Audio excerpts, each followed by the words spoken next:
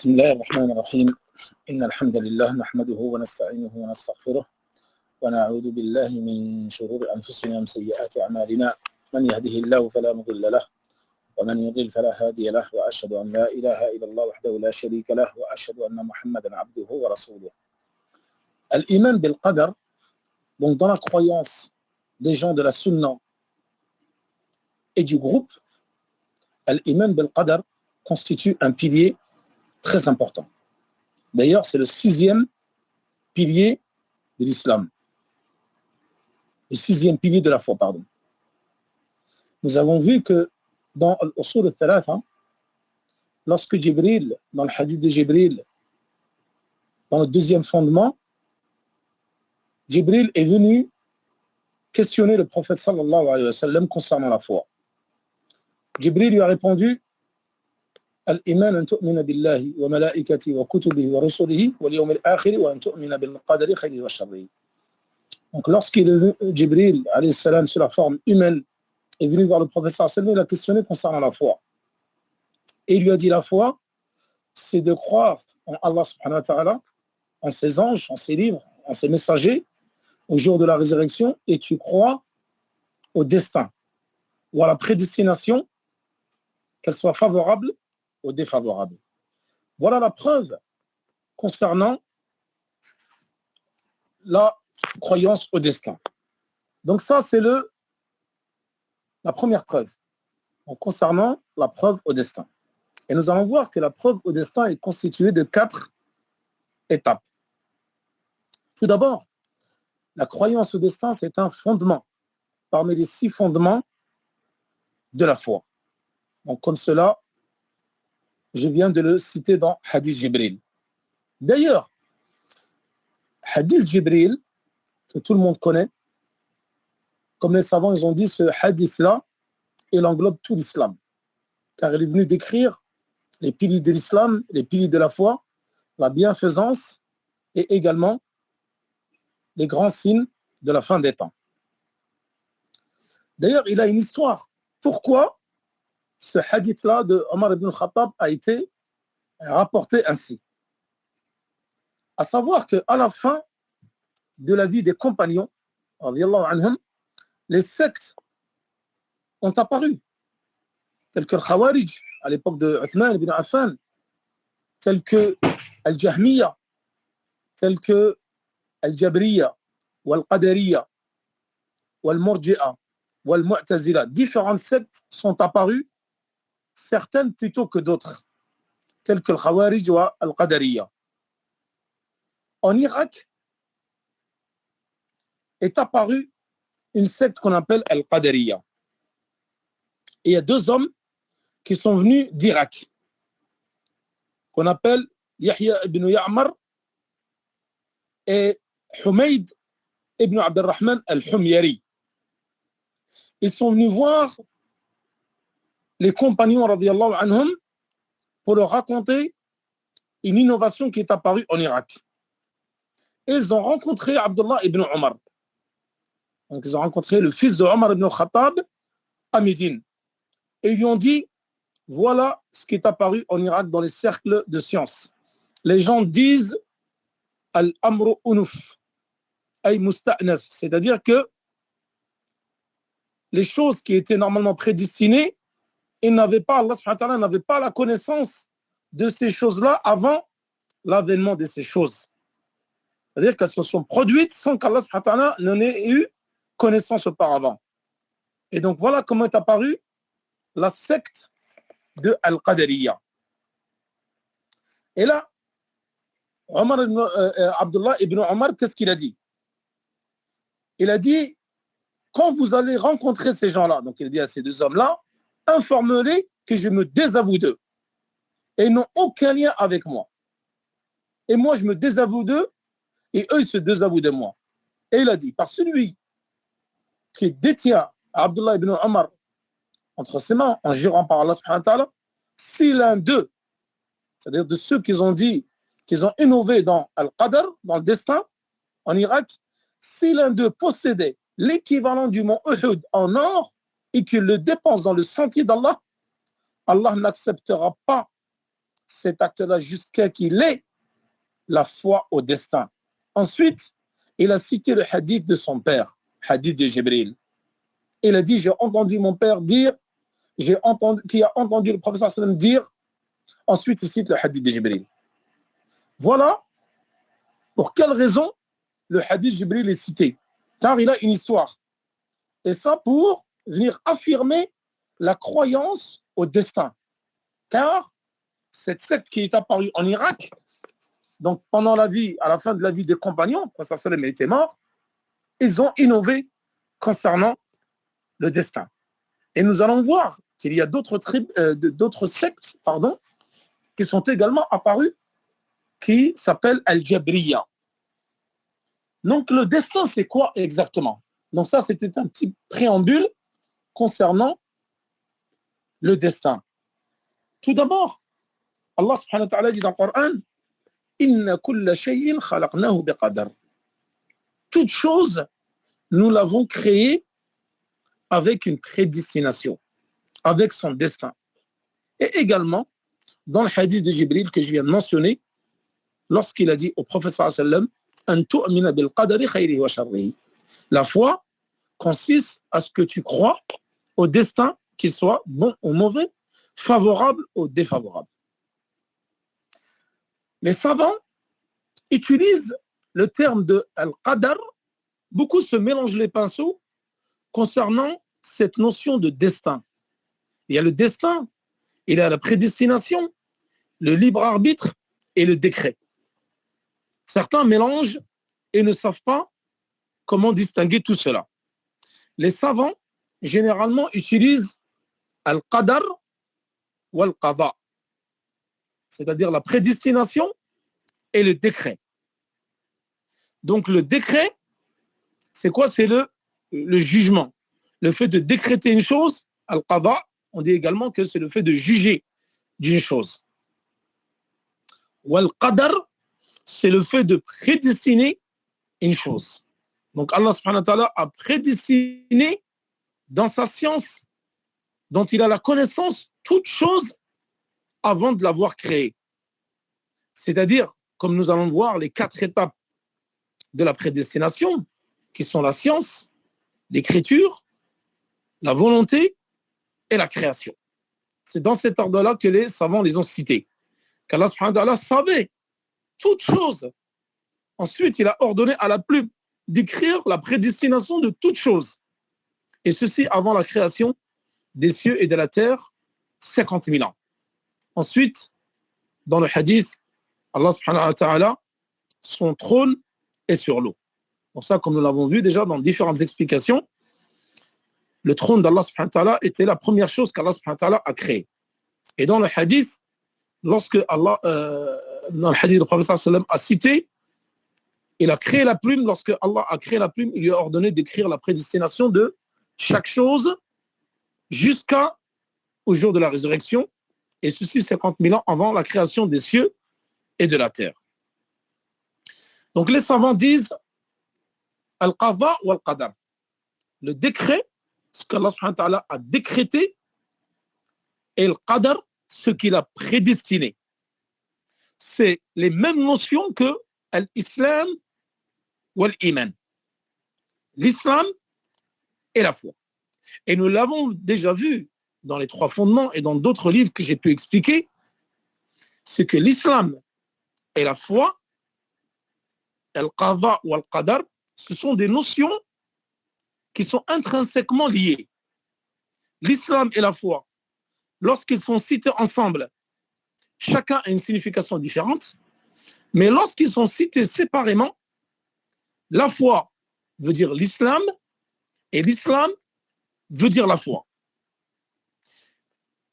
Et ça, nous l'avons déjà expliqué dans le hadith de Jibril.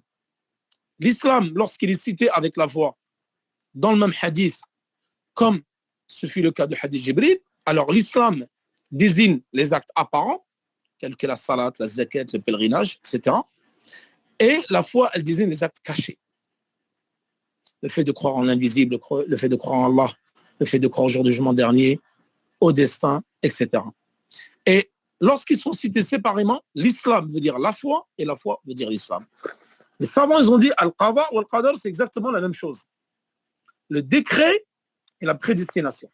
Lorsqu'ils sont cités ensemble dans une même phrase, dans un même hadith, dans un même contexte, alors chacun a une signification. Le décret, il va venir après Al-Qadar, après la prédestination. Donc le Qadar, la prédestination va précéder le décret. Et lorsqu'ils sont cités séparément, dans un hadith ou dans une phrase ou dans une explication, dans un contexte différent, alors le décret, ça veut dire la prédestination, et la prédestination, ça veut dire le décret. Et les savants donnent l'exemple du vêtement. Lorsque, par exemple, vous êtes styliste, vous allez dessiner un modèle. Ensuite, vous allez le donner au couturier qui va le coudre, qui va le façonner. Là, on dit, par rapport au vêtement, le modèle que tu as dessiné, ça, c'est, tu as prédestiné ce vêtement-là, avant qu'il soit façonné, cousu. Et dans l'exemple comme ça, pour imager, pour faire comprendre mieux le sens de Al-Qadar ou Al-Qadar. Donc, ils disent, Al-Qadar, c'est le fait d'avoir dessiné le modèle. Ou Al-Qada, le décret, c'est le fait que le couturier ait cousu ce vêtement-là. Et ils donnent également l'exemple de la bâtisse. Ils disent les fondations, qui sont l'asl, c'est la prédestination. C'est-à-dire, lorsque tu vas bâtir un bâtiment, une maison, une bâtisse, elle a besoin de fondements. Et ensuite, sur ces fondements-là, tu vas venir bâtir ta construction. Al-Qada ou Al-Qadar, c'est la même chose. C'est-à-dire que Al-Qadar, c'est les fondements de la bâtisse. Et Al-Qada, le décret, c'est ta bâtisse que tu vas construire sur les fondements. Voilà, donc le décret, il vient après la prédestination. Et le décret, il est bien sûr cité dans différents versets du Coran, comme il est cité dans différents hadiths. Inna kulla shay'in khalaqnahu biqadar. Surat Al-Qamar, verset 49. Nous avons créé toute chose avec mesure, avec prédestination, ou avec un destin. Allah subhanahu wa ta'ala dit قُلْ لَنْ يُصِيبَنَا إِلَّا مَا كَتَبَ اللَّهُ لَنَا. Rien ne nous atteindra en dehors de ce qu'Allah subhanahu wa ta'ala a prescrit pour nous. ما أصاب من مصيبة في الأرض ولا في أنفسكم إلا في كتاب من قبل أن نبرأها إن ذلك على الله يسير. Nul malheur n'atteint la terre, ni vos personnes qui ne soient enregistrées dans un livre avant que nous l'ayons créé. Et cela est certes facile pour Allah subhanahu wa ta'ala. Donc en fin de compte, tout a été prédestiné par Allah subhanahu wa ta'ala. Et ceci 50 000 ans avant la création des cieux et de la terre. Le messager d'Allah subhanahu wa ta'ala dit dans un hadith qui est rapporté par Muslim, 2655, avec une chaîne de transmission d'après Abdullah ibn Omar, qui dit, le messager d'Allah subhanahu wa ta'ala dit, toute chose est soumise au qadar, même l'incapacité et la vivacité. C'est-à-dire que ce texte-là, que signifie-t-il? Dans ce hadith de l'imam Muslim, que la paresse du feignant, l'incapacité et la vivacité de l'être dynamique résultent du destin. Car toute chose a été écrite bien avant notre création. Bien avant que nous soyons nés, 50 000 ans avant notre création, Allah subhanahu wa ta'ala avait déjà ordonné à la plume d'écrire la prédestination de chaque chose. Et rappelez-vous, nous l'avons vu dans le hadith d'Abdullah ibn Mas'ud, dans les 40 hadiths al-Nawawi, lorsque, ça on appelle le hadith de l'étape de la création de l'être humain. Lorsque les deux anges viennent dans l'utérus de la mère de l'enfant et ils viennent lui insuffler l'âme et ensuite ils viennent lui apporter 4 choses. Donc son œuvre qu'il va accomplir le long de sa vie, sa subsistance, le jour de sa mort, wa shaqiyun aw sa'id, c'est-à-dire malheureux ou heureux. C'est-à-dire dans cette vie-là et dans l'au-delà surtout. Malheureux pour ceux qui vont entrer en enfer et heureux pour ceux qui vont entrer au paradis. C'est-à-dire avant même que nous soyons nés, Allah subhanahu wa ta'ala avait déjà prédestiné le jour de notre mort et si nous allions rentrer au paradis et en enfer. Donc les 4 étapes de la prédestination. Tout d'abord, la science. De croire que Allah subhanahu wa ta'ala sait toutes choses et qu'il connaît toutes choses avant sa création, dans le passé, dans le présent et dans le futur. Même une chose qui ne va pas se réaliser, Allah subhanahu wa ta'ala en connaît l'existence et en connaît la science. Donc la science, cette science-là, qui est une sifa, donc une caractéristique par essence, et ça nous l'avons déjà vu, les caractéristiques d'Allah subhanahu wa ta'ala peuvent être des caractéristiques d'action ou des caractéristiques d'essence. Donc la science est une caractéristique d'essence. Et pour ne pas trop rentrer dans le détail, c'est un cours qui ne va pas être trop long, Inch'Allah. Deuxième catégorie de la croyance au destin, c'est le fait de croire qu'Allah subhanahu wa ta'ala a écrit chaque chose dans la table gardée jusqu'à l'avènement du jour de la résurrection. Donc lorsqu'il a créé la plume, il lui a ordonné d'écrire toutes choses dans la table gardée jusqu'au jour de la résurrection. Et dans le hadith de Abdullah ibn Amr ibn al-As, comme ceci a été rapporté dans Sahih Muslim, le prophète sallam dit Kataba Allahu maqadira kulla shay, qu'Allah subhanahu wa ta'ala a écrit la prédestination de chaque chose avant la création des cieux et de la terre de 50 000 ans. Wa arshuhu ala al-ma', et le trône d'Allah subhanahu wa ta'ala est au-dessus de l'eau. Également, Allah subhanahu wa ta'ala dit dans le Coran Alam ta'lam anna Allah ya'lamu ma fi as-samawati wal ard, inna dhalika fi kitab, inna dhalika 'ala Allah yasir.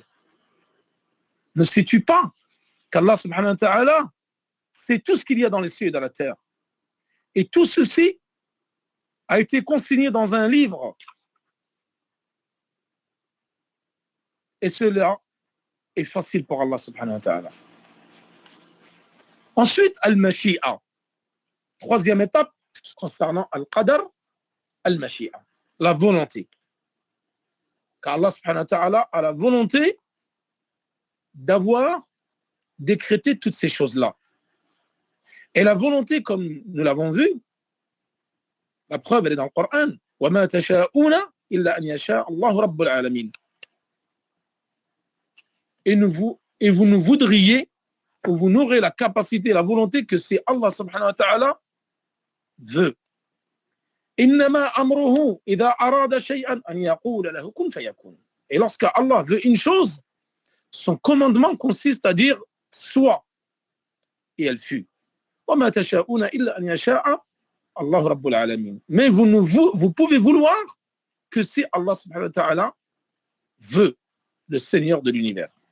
Donc ça, c'est la troisième étape de la croyance au destin. Wal-irada, comme nous l'avons vu dans différents cours, c'est-à-dire que la volonté, elle est divisée en deux. Il y a al-irada al-kawniyya al-qadariyya wal-irada al-shar'iyya. C'est-à-dire il y a la volonté universelle qui correspond donc au fait qu'Allah subhanahu wa ta'ala a prédestiné chaque chose. Donc la volonté d'Allah subhanahu wa ta'ala, et cette volonté-là, donc Allah veut toute chose et il l'a prédestiné, et la volonté universelle, elle a forcément lieu. Ce qu'Allah subhanahu wa ta'ala a voulu a forcément eu lieu. Dans ce que Allah aime et dans ce qu'il n'aime pas. Est-ce qu'il y a des choses qu'Allah subhanahu wa ta'ala n'aime pas? Oui. La désobéissance, les péchés, la mécréance, le polythéisme. Ceci, Allah subhanahu wa ta'ala ne l'aime pas, mais par contre, ça a eu lieu.